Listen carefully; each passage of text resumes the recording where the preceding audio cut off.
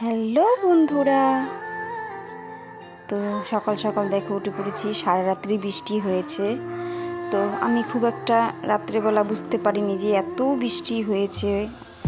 বাইরে জল জমে গেছে। দেখো সকালে উঠেছি, এখনও বৃষ্টি কমেনি, ঝিরিঝিরি বৃষ্টি পড়ছে। তো দেখো আমি আমার ঘরের বাইরেটা তোমাদের সাথে শেয়ার করলাম বন্ধুরা। তো আমার বাড়ির পিছনেই দেখো অনেক বড় একটা পুকুর রয়েছে। সেই পুকুরে ছোটো ছোটো কচুরি পানা হয়েছে। আর দেখো আমার বাড়ির সামনেটা কত জল হয়ে গিয়েছে।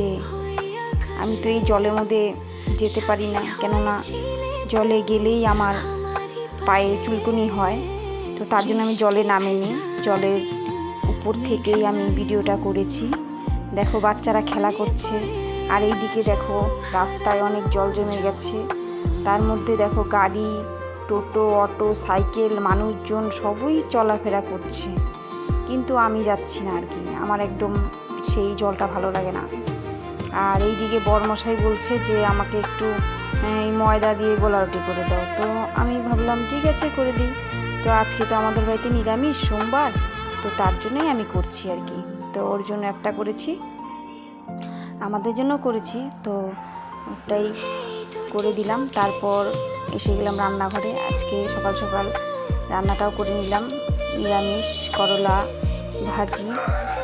তো আমি করলা ভাজি খেতে খুব ভালোবাসি, ওই জন্য মাঝে মাঝে করলা ভাজি করি। আর পটল ভাজি করে নিয়েছি। এইদিকে নিরামিষ সবজিও করছি সব রকম। আর গাছের পুঁই শাক দিয়ে নিরামিষ সবজি, তার একটা সেন্টই আলাদা তরকারির।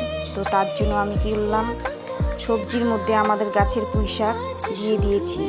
ওই যে তোমরা দেখলা না যে চালের উপরে আমি ভিডিওটা করেছি, তো সেইখানেই আমার পুঁই শাকের গাছটা আছে। তো আমার সবজিটা হয়েও গিয়েছে। আর এইদিকে মুচমুচে আলুর ভাজা করছি। তো এই আলুর ভাজাটা আমাদের আমার বরমশাই খেতে খুব ভালোবাসে আর কি। তো এই মুচমুচে আলু ভাজাটা ওর জন্যই, আমি খুব একটা খাই না। তো ভিডিওটা এই পর্যন্তই, টাটা।